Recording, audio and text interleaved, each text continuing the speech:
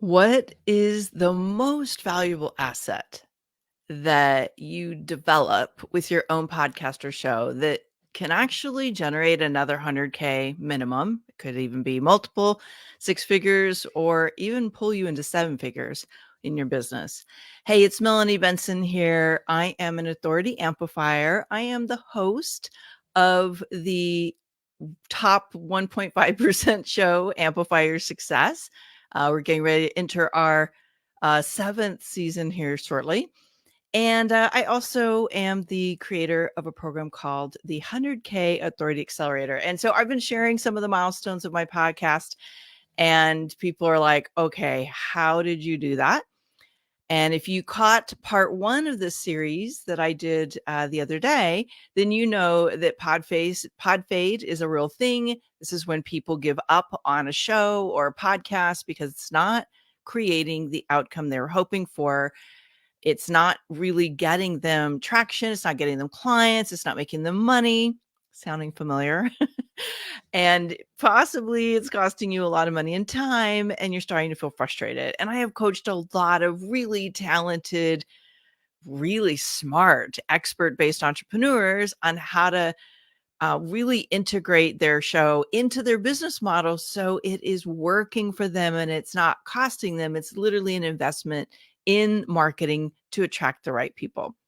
And there's so many ways to do this. What I'm sharing is just what works for me.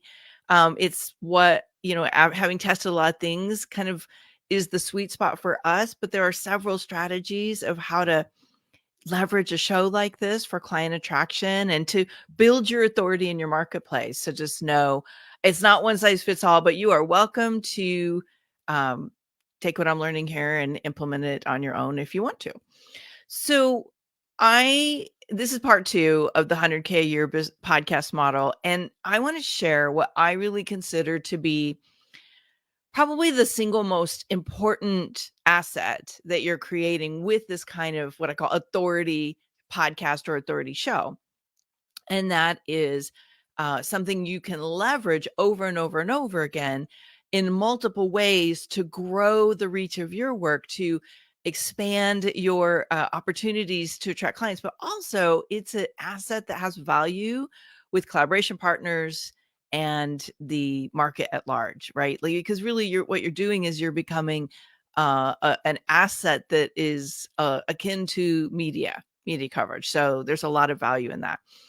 But and by the way, if you didn't catch part one and you're not seeing it wherever you're watching this, and you're like, Melanie, like I want to catch the first two parts of the formula, just drop the words part one in the comments below, and we'll link you up with the URL to watch the first episode. So what I covered in the first, I'm calling it an episode, but the first of the series is I covered the first one. I really thought I was going to get through two, but I want to keep these short so it's easy for you to get through them.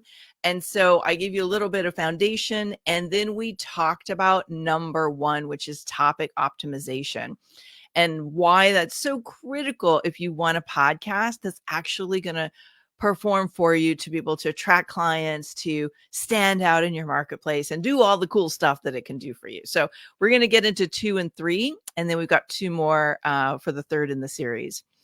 So today we're talking about audience growth and how your podcast can be used for lead nurturing and what I like to call the binge effect. Okay. So let me just say how this all works. When you have a show of any kind, really, like, your core most important thing is the relationship that you develop with your audience. I really feel that show hosts and podcasters, we are cultivating a culture, if you will. Like, we're creating a community. And so what we create for our audience is either going to get them coming back, or they'll just dip in and out when there's something interesting, or they won't come back. Okay. And what we really want, and what I want for you, and I feel like we have some form of this, is we have listeners who share the episodes, who tell me when I'm spot on something. They're like, oh my gosh, that was so great. Like, I hear from them. And you want audience members who keep coming back, because that's what continues to, for practical purposes, pump the algorithms up and help you really rank higher in the podcast world. And that matters, not for everyone. That was one of my goals, is I wanted to have a high ranking podcast, because as an authority amplifier, the work that I do in the world, like, having positioning like that matters. And it's part of the formula of how you stand out in a marketplace. Okay. So it's not the only reason I have my podcast, but it was part of what I wanted to achieve. So that was part of the strategy. Now, let's talk about audience growth. And I think this is where people get stymied. And I was working with somebody last year to launch their show. And one of the things that got them really nervous was, how am I going to attract an audience? And so I have this toolkit called the Authority Brand Podcast Toolkit. And one of the things I said is, like, when we follow this formula and you're using the tools I teach in the Accelerator program, like, you are actually going to attract the right people into your audience. And if you keep delivering great content, you're going to keep that audience happy. So here's the formula I was working on with them, and I work on it for my podcast and for everybody that I help integrate this into their Authority Accelerator system. First of all, I believe, and some people really want a podcast that's just them, and I get that, but there is something powerful about interviewing the right guests on your show. And there's a whole strategy to this. I'm not going to unpack that here, but let's just say that when you are getting guests to be on your show, first of all, especially if they're high profile guests, you're borrowing their influence. Okay, that goes both ways. But what you want, especially if you're just starting out, is to have really high profile, valuable guests who are bringing massively aligned and relevant content, and will drop a lot of value bombs. And that will help you get people to start listening. So you're leveraging the relationship currency, if you will, the visibility of the guests that you're bringing on. The second thing is, you're hoping, and when done properly, when you really know how to manage guests, they also are sharing it to their community. So now you're getting exponential exposure. And a lot of people don't really know how to navigate this with their guests. And so it's kind of hit and miss if a guest really shares. And there's a little bit of a sweet spot in the level of credibility and authority somebody has in the market, whether or not they're likely to share it. So you're looking for the right kind of guests to interview. And so, look, if you want to have a show where it's all about you and your topics, that's great. But maybe kind of balance it, like, have some episodes about you and your topics, and have some where you're bringing in guests. I think it's like 75% guests, 25% solo, somewhere around there, 20%, 25% me. And I do that strategically. And when I get to the second point in lead nurturing, you'll understand why. So that's step one, is really bringing the right guests. And part of the guest piece too is, think about, their audiences are going to become your audiences, right? And so you want to be able to bring guests on that are going to help grow the right listener base for your show. So I get pitched so much, and I'm really flattered when people want to be on the show. I wish I could have everybody on the show. We can't. We just don't have enough airspace for that. But we pick strategically the people to come on the show because we believe, A, they have value, and B, they have the right audiences. Because I don't necessarily want to attract non-aligned clients and community to come into the Amplifier Authority community. Now, the second piece on audience growth, and I'm covering this really fast so that we can keep these each piece of the series a little shorter. But look, if you're not doing this, and by the way, this one can stand on its own. If you know me at all, you know this is what I teach all the time, is being a guest on other people's shows and podcasts, OPP, other people's platforms. It's one of the top drivers of audience growth. And I see a lot of podcasters completely dropping the ball in this. They are not getting themselves in front of the right audiences. They're not getting on other people's shows. And, it's like it's harder to grow an audience that way. Yes, there are other factors like topic development, but why not? And this also opens up something we're going to talk about in the next and last piece of the series, and that's the collaboration. So this is actually part of the secret sauce of how everything works well for me. Is I'm on someone else's podcast, I'm talking about a relevant topic, something that's really hot in that market, in that industry, that audience. And then they want to come listen to my podcast, right? Because now they're like, well, I like what she's talking about. Let me see what else she's got. Third is saying yes to invitations to be on podcast pitch panels is a really great strategy. So this is where you get a different kind of visibility to grow your audience. And again, super strategic move. It's not for everybody. And not everybody's going to get invitations, and I will give a big kudos to one of my dear friends who's been a podcaster for many years. She kind of hooked me into this. JJ Flazanes of Spirit. Wow, now I can't remember what her show's called. It's been a little while. Sorry, JJ. She's got several podcasts.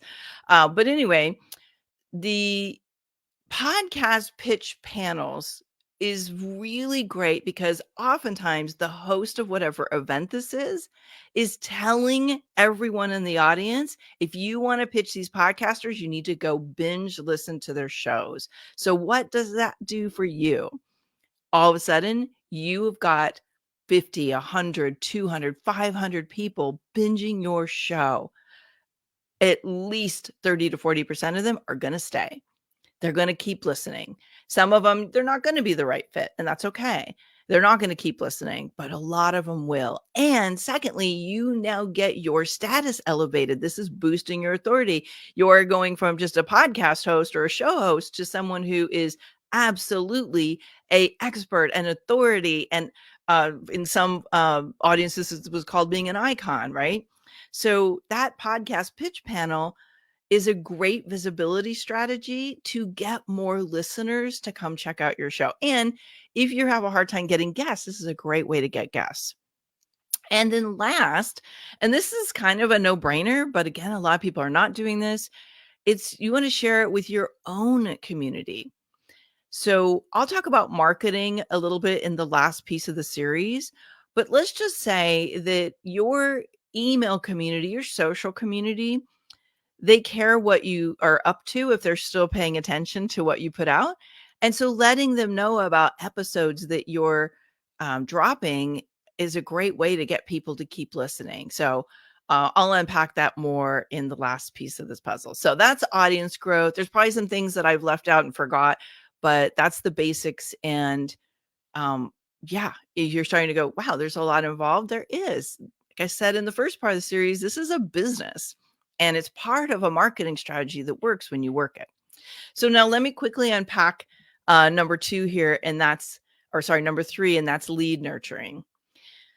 This is a big part of what I teach in the 100K Authority Accelerator program. There is an entire strategy of being a guest on other people's platforms, live stages, virtual stages, podcasts, shows, online shows, streamed shows. All of those are opportunities for you to get in front of new audiences. But the way this should work is when you are being featured on that other podcast or that other show, we'll just say podcast, and you can plug in whatever words you want. And you have a really powerful, what I call magnetic money talk. And that topic is popping for that community, and they listen to that episode. When you're being introduced, obviously you should be including, yes, I am the host of such and such show. Now, if you've done a good job with that magnetic money talk, you're pulling in a audience of new listeners, and they're saying yes to whatever your call to action or your invitation is. But even if they access your freebie, they still want to vet you. Why? Because we all know that freebies are pre-crafted resources that have been well thought out. It does not always give a potential client a great purview into who you really are. It's a kind of like a one-dimensional experience of a multi-dimensional human being that they're potentially going to work with. And so they want to vet you somehow. And what I discovered, and I uncovered this accidentally, asking people how they ended up saying yes to consultations with me, is your show can become the binge quality, the binge effect, where they hear you, they might say yes and download the call to action, but they still need to get to know you. They want to vet you. And so now they're researching you and they will binge your show. They will binge your podcast and listen to you to figure out, are you the real deal? Puppy update there. Are you the real deal? Are you someone that has credibility? Are you believable? Do they feel a sense of rapport? Do they want to learn and grow with you more after listening to you on the podcast, as you're having conversations with them, as you're having conversations with your guests, or you're dropping your own nuggets? This is where they really decide, do I want more, or am I feeling put off? There's a disconnect. I don't really get it. Right. So this is where what you do with your show is so powerful. Now, if you're listening to this and you're thinking, I'm all in with being a guest on other people's platforms, but I don't know about my own show, there are other ways to accomplish this. Okay. It's something we deep dive into in another format under the 100K Authority Accelerator, because it's a kind of a big strategy. But just know, if you set this up right, what could be happening is you are attracting a lead. They're very interesting, but not 100% sold. They're not 100% yes. They are going to binge you, hopefully through your own show. And you are literally selling them on your offer and working with you in a very short period of time. And typically, this is what happens for me, at least, within the first 7 days of them hearing you, they research your show, they binge you, they're going to book a consultation, or they're going to take the action, whatever that action is, invest in your program. Typically, because I do high ticket, it'd say, raise your hand, say, I want to meet with you. And then we book a consult. And most of the time, they either enroll right on the spot in a 4 or 5 figure offer, or within a day or two, they're a yes. And that's because I believe that when we share our message in these formats, as a guest on someone else, where you can't really control the conversation, but you're being showcased, and then through you kind of repeating that binging of you and your message and your energy, they really get that they need and want what you do. So that's the lead nurturing aspect of it. Now, there are actually 5 ways that leads are developed.